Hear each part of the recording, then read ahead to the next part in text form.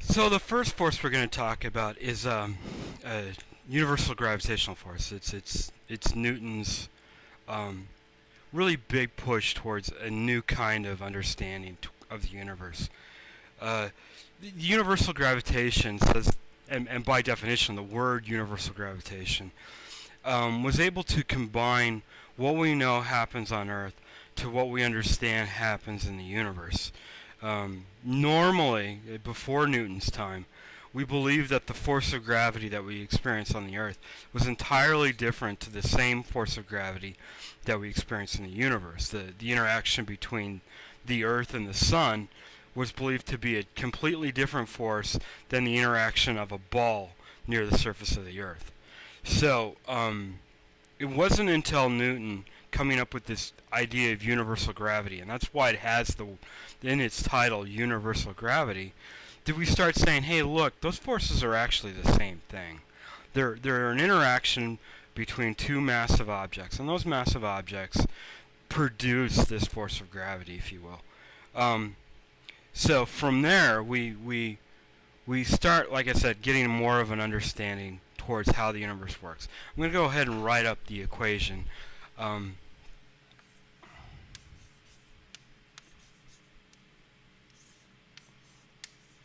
Now that's the equation for it. Now, in a real physics class, we would add something else to it.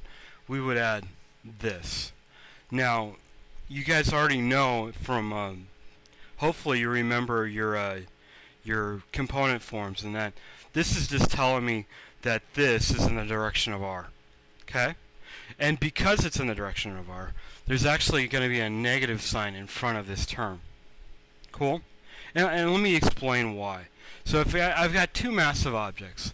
I have massive object 1, massive object 2. Okay? And when I mean massive, I don't mean big. I mean having mass, having inertia. Well, the radius that we're talking about here, this r, let me darken that a little bit. This r squared under there, the radius that we're talking about starts from the center of one massive object and goes to the center of the other massive object. Okay, that's the radius in which we're talking about. Well, so initial position, final position, this object is exerting a force on this object, but which direction is that force being experienced? Where is that vector that's associated with this force? Because it is a force, and it has a direction, obviously. So in what direction is that force? Well, we know from experience, if I were to take an object and I were to drop that object, we know that the force is in this direction. Well, the radius is in this direction. It comes from the center of the Earth towards the center of that object. So the force is in this direction and the radius is in this direction, hence the negative sign. It's in the opposite direction of the radius. Okay? So we know that there's a gravitational attraction in this direction. Okay? So that's why there's a negative sign. Now, a couple of other things that are real important to talk about are these ideas of mass. Well, we've already come up with the idea of inertia, thanks to Galileo, that these objects have these natural tendencies for an object to move or to stay at rest. That once, this inertia is this property that resists changes in its motion. So how does that translate to being a component of force, like we did with gravity, gravitational force? Well, we've already introduced this idea that inertia is mass, that those things are identical to each other. So it wasn't very hard for Newton to sell this idea that this resistance to change that we call inertia is also equivalent to the amount of stuff it has, basically. How much junk it has in a small container. And that container being basically molecules and atoms. So he's like, well, that amount of junk in there is a big chunk of this gravitational equation. So how much junk this has and how much junk this has affects the strength in between them. Okay? So we're already taking a concept, this inertia idea, which is this resistance, and we've been measuring inertia for quite a long time, and we're just taking it and tweaking those numbers, because we've already assigned it, to fit my universal gravitational laws. So this mass is mass. It's inertia, but it's not. It's not talking about its intrinsic property to resist changes in motion. It's talking about how much stuff is in there. So it's the same number, it's the same unit, but philosophically it's not the same thing. Okay, if that makes sense. But because we already have it in our vocabulary, we just simply are going to be using it back and forth in this equation. Cool? So gmm over r squared. As a matter of fact, when Newton originally derives this equation, he's more concerned with mm over r squared. Okay? The big value here, g, is not really determined. I mean, it's not really determined with a high degree of accuracy until well past Newton's time. He has an idea of what that number is, but it's not until well after Newton did we start developing experiments to accurately measure what g is. Okay? It's one of those universal constants. Now, the other thing that's really interesting is we end up getting what's called the inverse square laws out of this. 1 over r squared is what we call in physics an inverse square law, which means that everything in the universe that it falls off at infinity, but everything in the universe experiences it. And it kind of, here, let me draw you what the inverse square law looks like without having to go too far. So if I were to say I had an object with a certain amount of mass at a point, that the gravitational attraction that this object exerts on every other piece falls off something like this. And this, now, there's my eraser. This attraction is stronger at this point and weaker up here. And as a matter of fact, the further out it goes, the shallower and shallower it gets until you get to infinity, where it turns into 0. Well, where's infinity? So that's why it's an inverse square law. That by definition is really, really strong close to the object, really, really weak farther away from the object. Okay? So inverse square laws end up in another equation that we're going to talk about next, which is Coulomb's law. But we just give them this title of inverse square law. That 1 over r squared is what's called an inverse square law. Okay? So mass 1, mass 2 over r squared, g, which is this universal constant, negative because the force is in the opposite direction of the radius, because I do have a direction associated with it. Okay? So that is Newton's gravitational force. So it requires there to be two masses in an area. Okay? And there requires a distance to be in between those masses.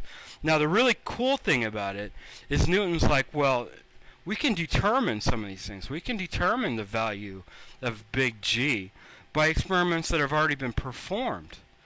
He says, well, if this is the mass of the Earth, this M2 over here, then this would be the mass of the ball that I hold above the surface of the Earth. This, in this case, this eraser. And this universal gravitational constant, this G, is universal. So at the surface of the Earth, that G is the same as if it was in space. So, wow, okay, well we've got this mass, we've got this universal constant. I can measure the mass of this. But what about r squared? Well, we've already known about r squared, the radial value of the Earth, for a long time. It's not Archimedes, but I can't remember his name. Aristophanes, I think, has already determined the radial value of the Earth. He was able to determine the circumference of the Earth by using shadows and a distance in between them. He was able to say, "Hey, look! If I knew these angles, I could determine the radius." So we already had that number in Newton's time. So we had these numbers in Newton's time. We knew kind of what the mass of the Earth was. So we were able to come up with this idea that this, if it was close to the surface of the Earth, would be some sort of constant. Well, let me restate some of these things. If the mass of the Earth remains constant, okay, the mass of the gravitational constant in the universe remains constant. By definition, it's a constant, so it should. And if the radial value of the Earth is a constant, then this number would be a constant.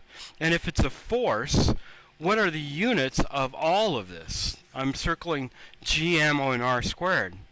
Well, if it's a force, we know force is equal to mass times acceleration. This turns out to be an acceleration.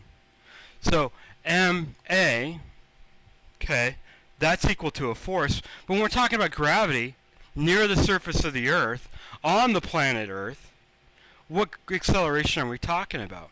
We're talking about the acceleration due to gravity, g. So this big G m1 r squared is equal to the acceleration due to gravity near the surface of the Earth. This radial value has to be the radius of the Earth. At the surface of the Earth, that r is relatively the radial value of the Earth. I mean, if I were to hold up this eraser, there's very little difference between its r value towards the center of the Earth and the radius of the Earth.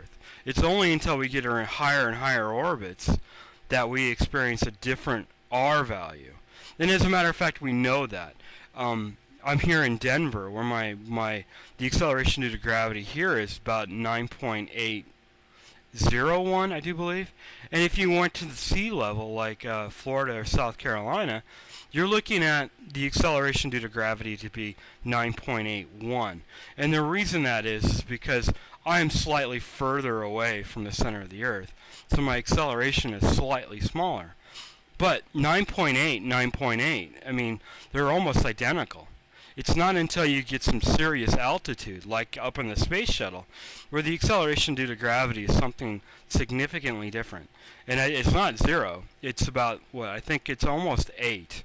I think it's 7 points. I think it's like 7.8, 7.6, somewhere in that range. That the acceleration due to gravity is at that point, and you're talking miles and miles above the surface of the Earth.